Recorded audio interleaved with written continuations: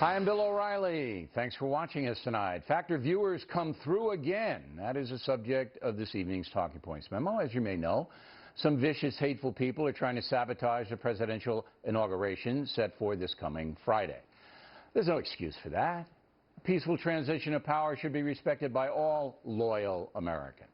In fact, the term loyal opposition is a badge of honor, because we need differing opinions to have a vibrant society. But when you take the word loyal out and it's simply opposition, that's a subversion of the republic. Enter the Talladega College Marching Band, 230 strong. The Tornadoes are a fabulous part of a very important Alabama college. Talladega was founded by ex-slaves. It's an excellent African-American school that creates opportunities for students who may not have many resources. The Talladega Tornadoes were invited to perform at the inauguration. 99% of the band have never been to Washington, D.C. Kids were thrilled. Then came the threats, directed at the college president, Dr. Billy Hawkins. He spoke to the Factor on Thursday. They've said that I've shamed the college by making this decision, and I've had folks to say that that I'm a disgrace to my African American race, and it's been pretty nasty. Now, immediately after that interview, donated money from Factor viewers poured into GoFundMe.com to help the Talladega Band. As it stands right now, the college has received, ready, close to $500,000 for the band and for scholarships. That's simply amazing. We owe Bill O'Reilly and the O'Reilly Factor a great thank you for the appearance on his show. We're just so happy that they'll have the opportunity as American citizens to have the opportunity to march down Pennsylvania Avenue to be a part of this civic ceremony. And I'm just excited for the students. The closer we get to Friday, the more excited I become. Great story. Again, Factor viewers have donated so much money to help Talladega. Not only will the band get to go to the inauguration, it'll have its entire infrastructure upgraded, and scholarships will be provided to help poor students. My foundation donating $25,000.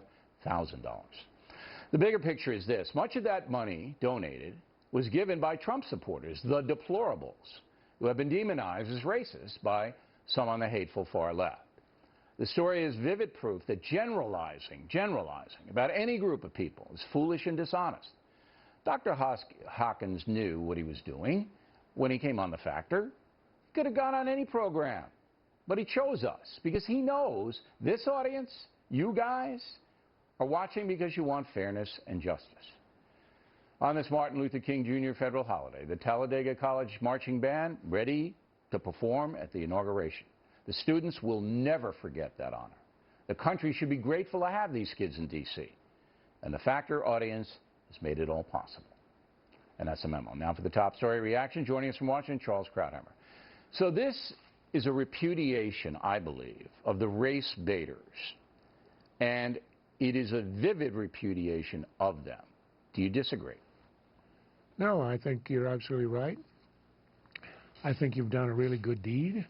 I think the college president has shown infinitely more spine than all the Ivy League presidents have collectively to the pressures they are under for political correctness. And, as you say, this isn't a celebration of Donald Trump. This is a celebration of a solemn transition, sort of the central focal point of our civic life. And these kids, who probably are not politically committed the way the people who are trying to pressure the school are, simply want to be able to say, and they will say, to their grandchildren, I marched in an inaugural parade. It doesn't even matter which one. And to deny them that the way I think you're correct in saying the haters have done, is a big deal, and I'm glad it's not going to happen. Now, last week you were somewhat exercised over the fact that A-list singers and actors have been pressured not to show up the inauguration. I could not get terribly excited over that, but I can understand how the people who watch your show were terribly excited about denying these kids for whom, as you say, 99% never even been to Washington. this is going to be the memory of their lives. What this is all about, and the reason that I was so happy, and we didn't solicit donations, by the way. You know, we didn't make it a focal point of the interview with Dr. Hawkins. We said at the end, in 10 seconds, you know, the band needs some money, GoFundMe.com has got this thing. Amarosa Madigal was on, and she said it, not me. It was just a quick thing, and then boom. But what I was so happy, I was happy that the doctor chose us for the forum, and he did choose us. And that shows these haters on the far left, that what you're trying to put out there, that the Fox News channel and the O'Reilly Factor are a bunch of racists, and they do it every day. You know they do it, Charles. Just vicious stuff. This is so untrue. And the second thing, and you hit it right on the head, this college president, he's taken every kind of heat you could take. Vile threats, someone removed from his position in the college. They were trying to get petitions up to get him removed. And this man said, you know what's best? That the students have this experience, and you want to come after me? Come on, because I'm not going to deny these students. That's courage. That's what Martin Luther King Day should all be about. Go. That's what higher education should be about.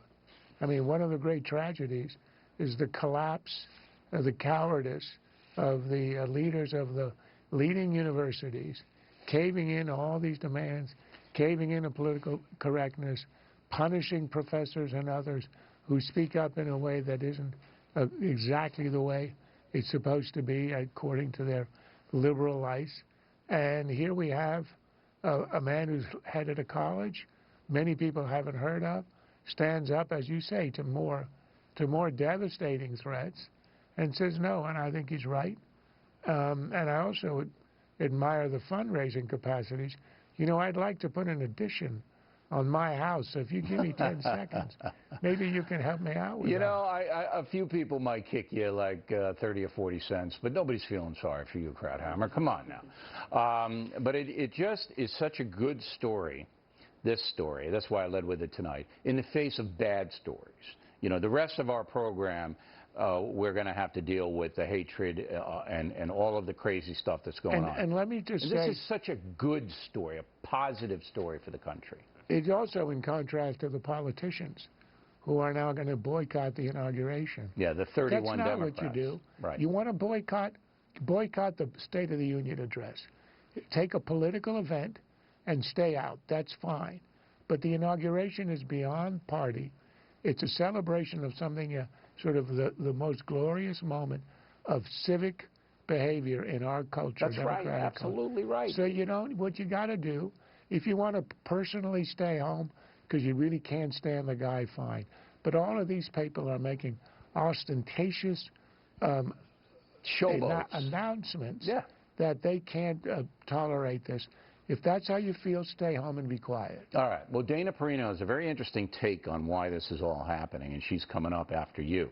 Now, we're going to